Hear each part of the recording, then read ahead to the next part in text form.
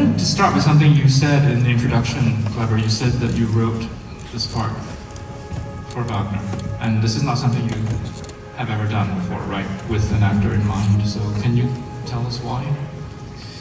Well, we hit it off quite really well once we met at the Cannes Film Festival. I was a film critic at the time, and he had a film in Cannes at Un Certain Regard called Cidade Baixa, Lower City, a film by Sérgio Machado.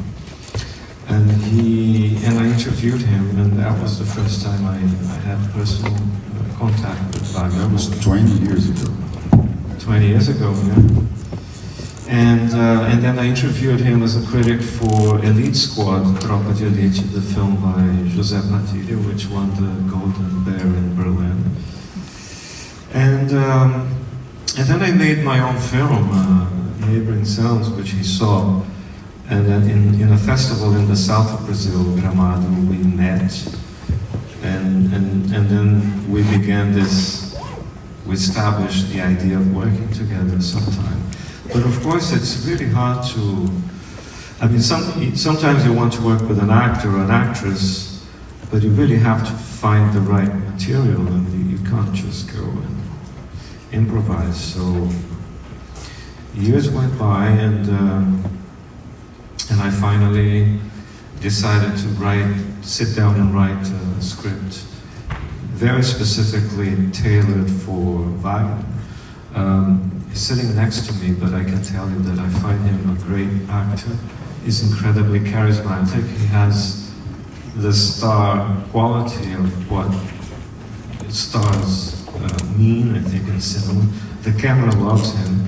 And on top of that, he's a good man, you know? So that's the full package. Bulls are second option. Yeah, there was an awkward, strange question in, I can't remember where it was. In Telluride, yeah. The first question in the interview was, who was Plan B for and I was like, Secret Agent? That was really interesting because I never had a Plan B, I think. But we actually tried to work with Wagner before in Bacurau. We offered him a role and he couldn't make it because he was directing my own film. He was doing his own film. It's true, he would do Bacurau, but he was making Marighella, his own film. Thank you. Another thing you mentioned in the introduction, Kleber, is a film that's set in 1977, a period of your childhood, but that also is inspired by a very different moment in history. And you use the word logic. And I'm curious what you mean by, what is the logic of a time? What does that mean to you? And how do you capture that in a film? Yeah, that's a good question, because I was 9 years old in 1977, so I have some muscle memory of that time. And of course, when I think of 77 and 78, very little is related to the military dictatorship. There is actually a very strong memory about a crisis going on in my family because my mother, Josalice, she got sick for the first time. So that was almost like, it really put it really makes me remember that time very specifically. Also because my younger uncle, Ronaldo, he took me and my brother to the cinema a crazy amount of times because he was trying to find a way of taking us out of the house. Basically, that's what was happening. So because of that, I very specifically remember 77 and 78. And when I was doing research for pictures of ghosts, I reconnected through newspapers and photographs to many of my own very intimate memories of that time. So that led me to writing, well, one of the reasons led me to writing The Secret Agent. But when I say logic, I mean the logic of 50 years ago is a slightly different logic from the logic we have today. In Brazil, I'm sure in the US also, some words have been, they have retired. We have retired some words. some words don't sound acceptable today, and they were acceptable in those times. Many actions and many ways of looking at society. And then 10 years ago, with the way that the right took over in Brazil, and we left what I see as the democratic road, many things from 50 years ago came back in a very strange and unexpected way. And that's when I realized that the film I was writing about 77 was very much about the time we were living in Brazil at the time. Happy to say that this is gone now for 3 years now. And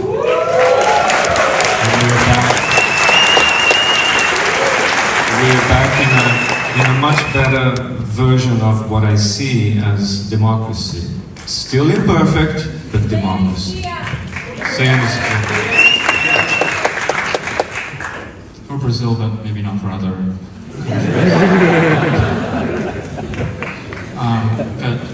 Wagner, I'm curious if you can say a bit about like your response to reading the script, and you're too young to remember 1977, I think. Oh no, I mean, I was one, but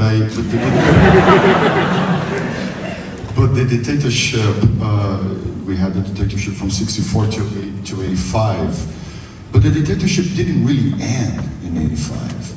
The echoes of the dictatorship were still there, so I remember a lot. I remember my parents speaking really like we cannot speak this out loud. You know, things like that, and some sort of behaviors that kept going until not long ago. But what, like you mentioned, Marighella, the film that I directed. So I directed a film about the leader of the armed resistance against the dictatorship in 2017. So I researched a lot about that period as well. And I have a memory of for example, that kind of shirt with buttons that my character wears, but sort of like a chest. A bare chest like that. Like that's exactly how my father used to wear his shirts with a pack of cigarette on his left pocket. And so yeah, so there's a memory. There's a strong memory about that. All that. You mentioned Pictures of Ghosts, which was the film we had you here with 2 years ago, you and Emilie, and I'm wondering if you can say, those of you who've seen it will get the very clear connections. But one thing that stands out to me about the connection between the films is the clip of your mother in Pictures of Ghosts, where she talks about what oral history is, and how she says, like, you know, oral history is what's left out of history. And I think this film is about that in some ways. Thank you very much, Dennis, for that question. Yes, I'm the son of a historian, and I grew up seeing my mother come home with a box of tapes and a Panasonic tape recorder, and I think there is a lot of her work, or the logic of what she did in the film, because a lot of important information in the film comes from tapes, which are analyzed in the future. And so, I mean, I look at you here and us, and this is being recorded by many devices, and also by the official camera from the New York Film Festival over there. And we are here tonight. This is September 27th, 2025. But maybe if this footage survives in 37 years, or maybe 57 years, or 62 years, this will be a document, and people in the future will try to understand what the hell we were talking about, what we were wearing, and I find this fascinating, and I really wanted this to be in the film.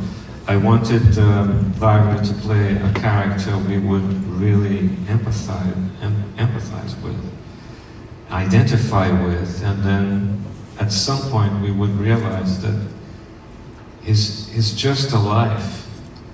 It's just a life that was lost many years ago, and that's how history unfolds, you know. And I find that this is something that moves me, and I really wanted to do the film using that idea, the idea of history. There are a couple of choices I wanted to hear you talk about. Also curious to hear Wagner and Emilie's perspective. One is how the film works with time. It's a film that starts in 1977. We think we're watching a period film. We think, you know, we're sort of getting immersed in this moment, and then we are taken out of it. There's this flash forward. Curious about that decision, why you did it this way instead of, you know, flashing back. I mean, there's something I think really powerful about the gesture of flashing forward in the film. Well, you mentioned pictures of ghosts, and I think the films are very much connected. And when we first started talking about the film in 2020, I think, so we were trying to make this film happen, but it was a very complicated time. And so Kleber took the opportunity to focus on pictures of ghosts, and he dived into the archives to make this film. And so it really worked for him as a time machine. And the pictures of ghosts has a lot of this, film about, going back and forth in time. So I think it has a lot to do with the way he wrote the script. It's very much connected. Yeah, I think the film is a lot about memory, and it's fascinating how history can repeat itself. And when people in the crowd now, they said sem anistia, right? No amnesty is because we had a law in Brazil right after the dictatorship called the amnesty law that basically forgave torturers, killers, people that did despicable things with civilians in Brazil. And I think that movies, films, art in general, for example, when I went to school, the way I learned history was it was a very colonized way. We didn't know much about native Brazilians nor Africans that came from as enslaved people to our country. And I think that making movies is a way to bring the real thing back, you know, or to bring a new perspective to things that people haven't seen yet.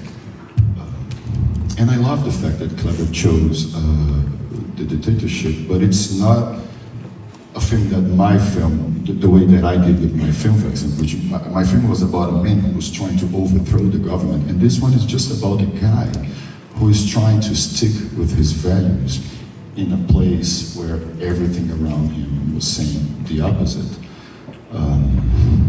That requires a lot of courage, and I think that right now we are having a very good, we're going through a very special moment in our democracy in Brazil, and we're all very proud of that right now. And I think about the people that decided to stick with his values when things were not going that well. By the way, the genesis of this film, I mean, Kleber and I, we wanted to work for a long time, but it really started back in 2018, from 2018 to 2022, where we were under a very complicated time. Yeah. Can you say a little bit about how you treat the death of the protagonist? I would imagine a different film and a different filmmaker handles it in a very different way. Well, I actually began to write the sequence where he would be ambushed and would be killed, but I couldn't even finish, you know, because I simply did not want to shoot that sequence. I did not want that sequence to be in the film. And I think both in Pictures of Ghosts and in this film, there are many moments when time is cut. And I really think that the cutting from one shot to the next is one of the most beautiful special effects that exist, and it's really inexpensive. So all you have to do is do a cut, and then you can skip, well, of course, 2001 is the classic example. You can skip many years, and there you go. You have the logic of time, but only cinema, maybe literature can do this, but cinema can do this quite effectively. And I always thought that the information should be given by the archives. And in my time, I'm not exactly a historian, but I'm a trained. I studied journalism, and many times I discovered things that I found disturbing and surprising just because I found information in the archives. So for me, that's a very strong idea, which I wanted to be in the film since the script. My wonderful, amazing first assistant, Felipe Fernandes, he kept asking me in pre-production and all during the shooting, "Are you sure? Don't we have a plan B? And are you sure it's going to be like that?" Yes, I'm sure. I think it's going to work. I don't know. I think it works, but some people are.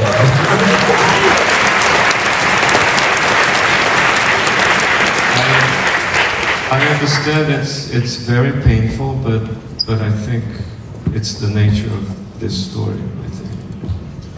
Well, we're out of time, but I want to congratulate and thank you all. It's really wonderful. Thank you.